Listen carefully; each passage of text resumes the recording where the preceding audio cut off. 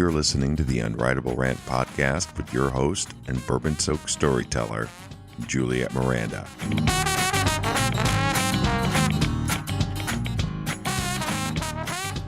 Hey there, y'all. It's Juliette Miranda, and welcome to episode 244 of the Unwritable Rant podcast.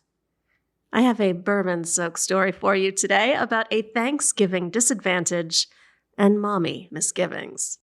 But first, y'all, I'm going to have some bourbon. Cheers.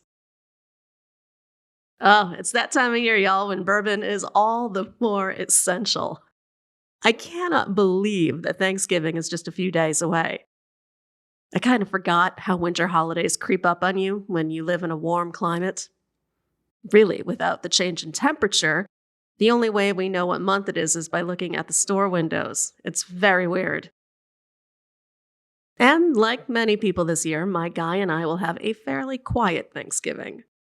Our family is spread out around the country, and even under the best circumstances, logistically, it's pretty much impossible to get everyone together.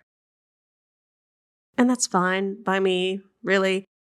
It's selfish, but I love having my guy to myself on the holidays. And don't get me wrong, I miss our family. I do, but I'd rather spend time with them outside the holidays. That way, there's no pressure, no need to be on good behavior, or any sort of inclination to make the day feel special. It kind of seems like Thanksgiving, in particular, brings out the unfortunate nuttiness in people. It does, and I don't know why that is. I don't know if that's because it's a trial run to Christmas or what, but Lord, do people take this day way too seriously. And it is the worst fucking time to be in the throes of a new relationship. If couples had any self-control, they'd wait until March to fall in love.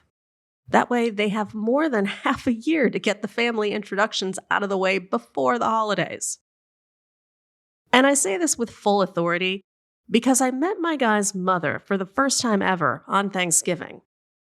This was, without a doubt, the most insanely nervous I have ever been before meeting a partner's parents. Aside from the general pressure of having to make a good impression, I was going in with a serious disadvantage. This would be my guy's first Thanksgiving without his wife. Yes, y'all, my guy was married prior to me, and although his divorce was completely official, and despite the seriousness of our own relationship, I still had to walk into his family's Thanksgiving as a woman other than the one that they'd known all those years. And I'll tell you, my track record with family introductions isn't exactly stellar. It's never that I went into these things looking to fuck them up. It's just that family holiday events are often the nudge a relationship needs to plummet into the abyss. And I'm thinking specifically of the time that a guy I'll call Clef, as in Treble Clef. Yeah, he brought me home for Thanksgiving. Clef was another of my half-baked attempts to date respectably, at least in that he wasn't crashing in his drummer's van or selling drugs on the side.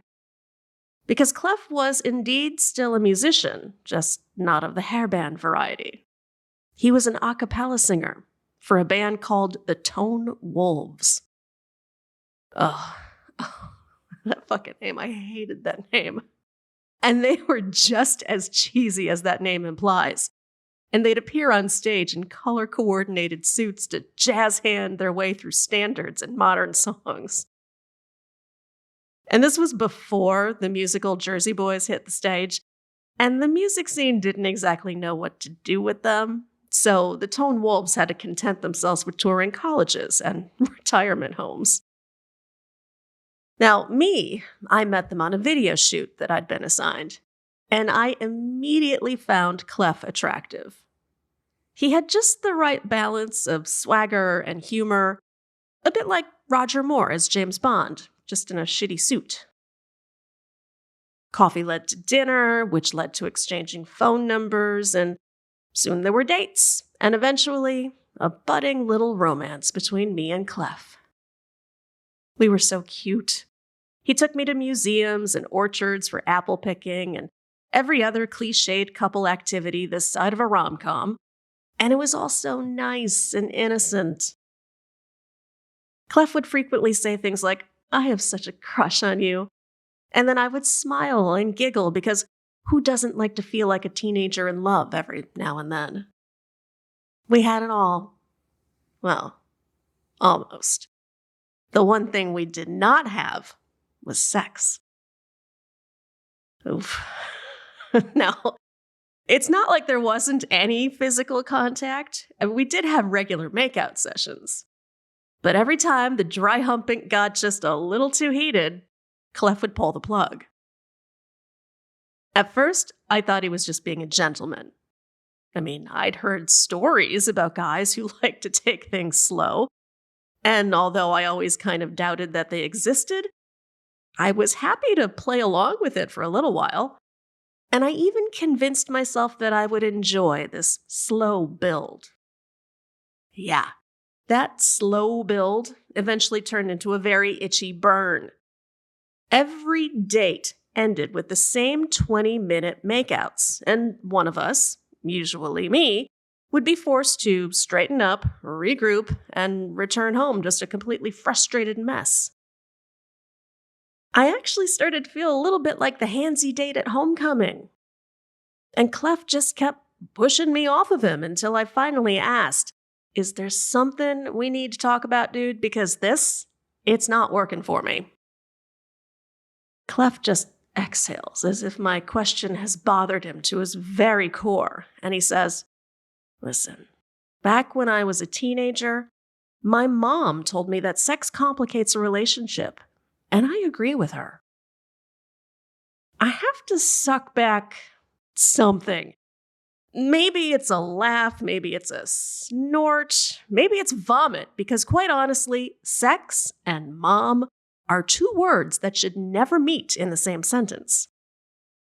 And he's serious. I mean, totally deadpan serious.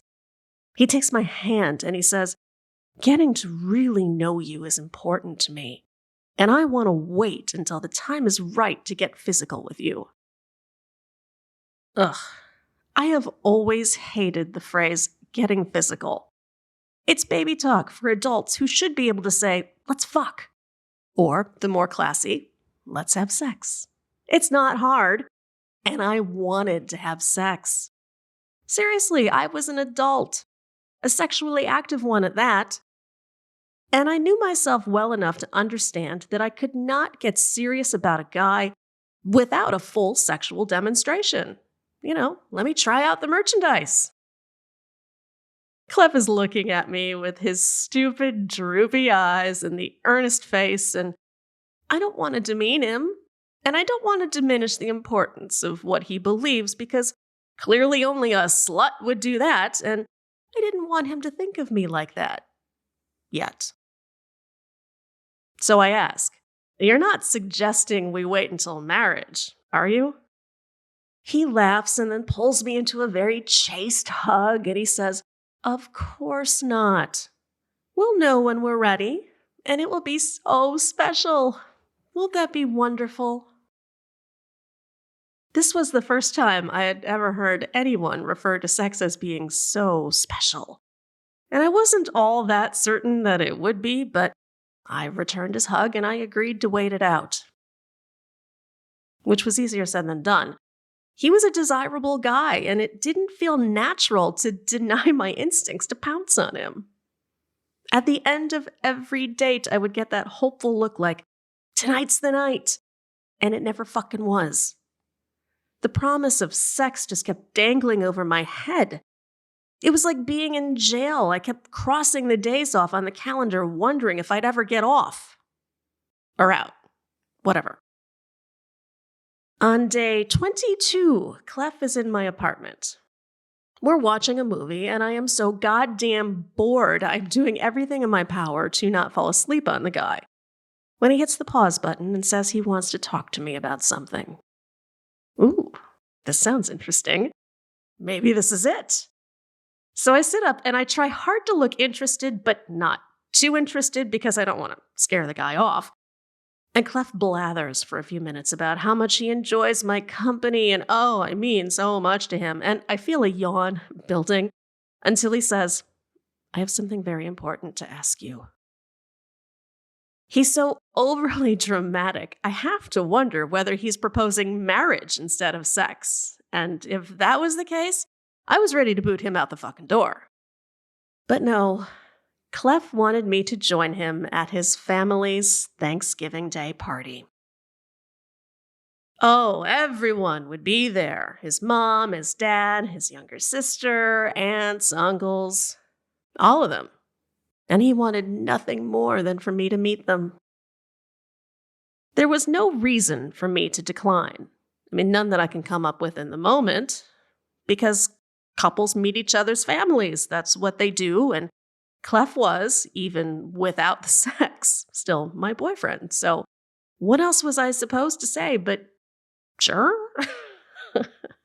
I do. I say yes. It seems like the right thing to do. And when I say that, he gets this soft look and then even a little bit more bashful, and he says, I know my mother is just going to love you. And he thinks, after Thanksgiving, it may just be time to take that next step in our relationship. And this time, Clef really does mean have sex. At first, I am relieved and thrilled. Maybe this is how healthy relationships work. First you fall in love and then you have sex. Isn't that what Judy Blume wrote? The warm, fuzzy feeling lasts until Clef leaves and then slowly dissolves as I replay the conversation in my head. And the deeper I look into our relationship, the more I get the feeling that Clef, somehow, needs his mother's approval before he will have sex with me. That's a nugget that'll keep a girl awake at night. And let me tell you, I almost backed out of that Thanksgiving at least 10 times. You have to understand the conflict that I was feeling. Here's this guy. Genuinely nice guy. He's honest. He's not fucking my best friend behind my back.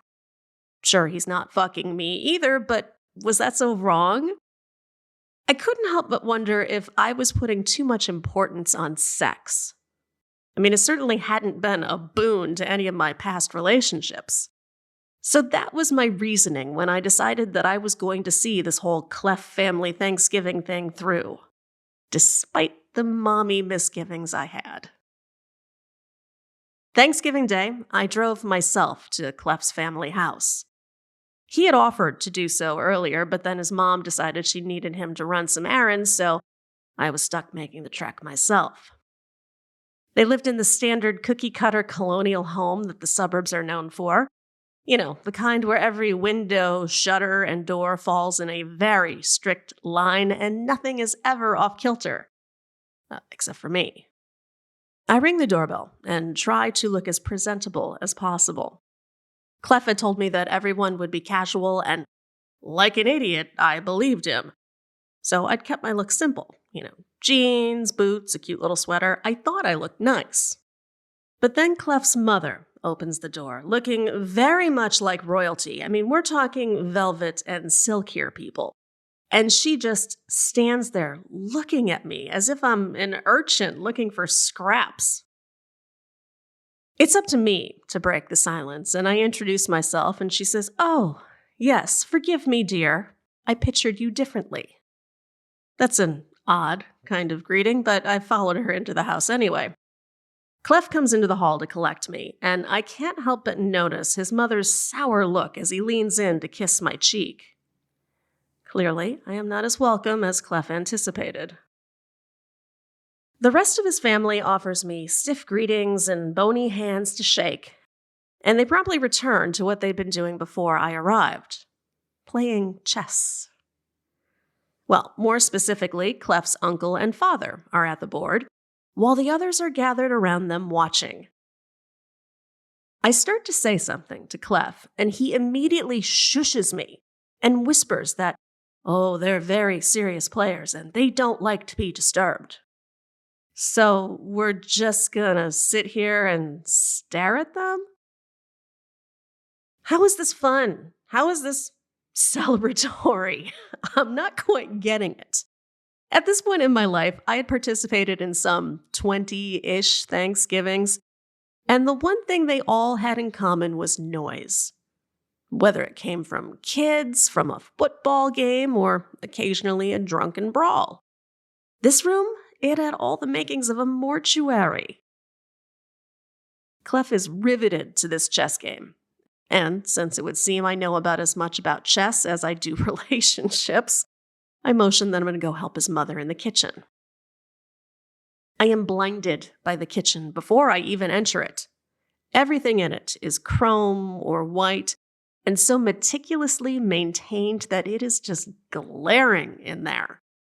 It is easily the most professional quality kitchen I'd been in since dropping out of culinary school. Every appliance is in use. The 2 ovens, the extra broiler, all 5 burners, the mixer. And Clef's mom is ruling over everything so fiercely, I doubt any pot would boil over for threat of punishment. Helping that ice queen is the last thing that I want to do. But I know it's important to Clef that we get along, so I have no choice. She looks down her pointy nose at me, sizing up my qualifications in a single glance, and decides I am best suited for spreading whipped cream onto a pie. This is the job I get, and it is not lost on me that this is a job usually given to children to get them out of your hair.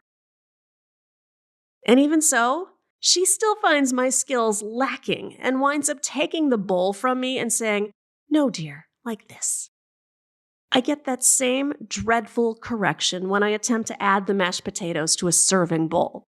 And again when I attempt to fold napkins for the dining table. Everything is, "No, dear, like this."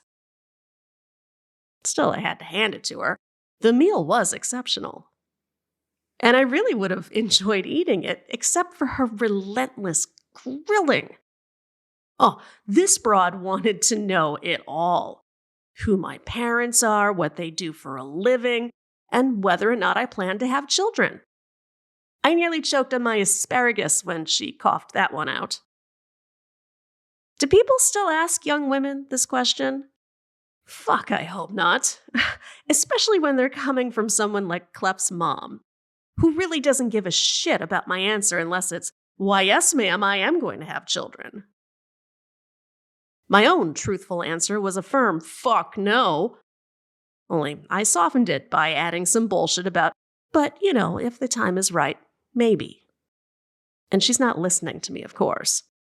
She's too busy dabbing her napkin on her tongue to wipe a crumb from Clef's mouth, and he is beaming at her as if there is sun pouring out of her face holes.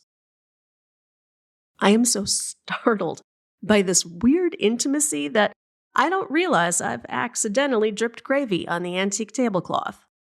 And I know it's an antique because earlier I had heard a long, involved story about how it's been handed down by at least 7 grandmothers to ultimately land on this tabletop.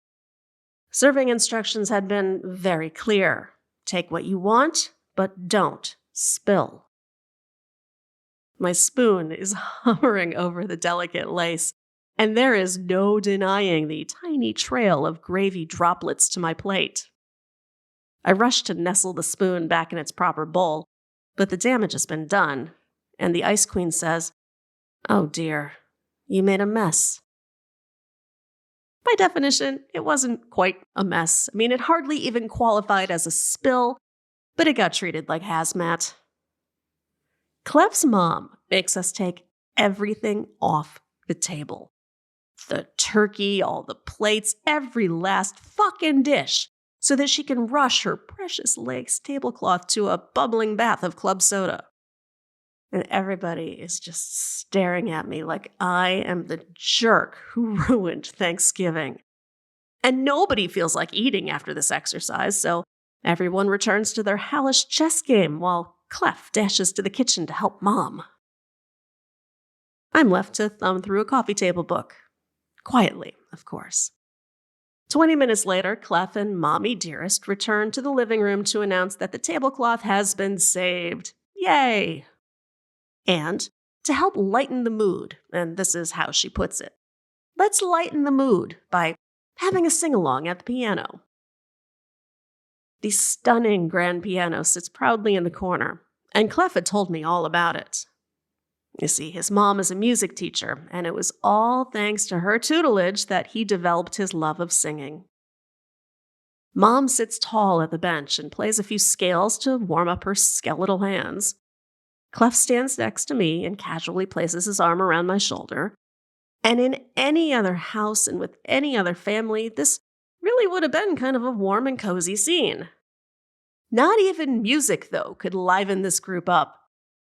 Clef's mom plays a few carols and classics, and this group sang like a goddamn choir with their feet nailed to the floor. They had to. They didn't have any choice because Clef's mom was terrifying in her demand for perfection. And she even stopped us, mid-deck the halls, to call out my shitty pitch. And she says, "No, dear, this is the note." And then bangs on the correct key on the piano a couple of times until she's satisfied that I've got it. I finally give up singing entirely after her grimace every time I hit a bum note.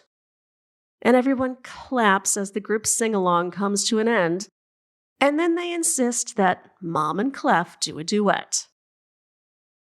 It takes no prompting for these two songbirds to get all cozy on the bench together, where they debate for a few minutes about what they want to sing. And you want to know what song they chose? Of all of the hundreds and hundreds of appropriate duets out there, this mom and son duo elected to sing the theme song from Dirty Dancing. You know, I've had the time of my life. And the whole family is just smiling as they sing, as if there is nothing at all out of the ordinary about a son looking into his mother's eyes and singing, "Stay with me tonight." Whew. I saw that and I decided I wasn't going to stay for the hour, let alone a night with this guy. I didn't make a scene and I didn't retch into a flower pot, although, to be honest, I kind of wanted to. No, I waited until the song was done and quietly pulled Clef into the hallway where I told him, "I'm going now." And he is really surprised when I say this, as if he's been thinking this day was a tremendous success. And I don't really know what to tell him when he asks me what's wrong.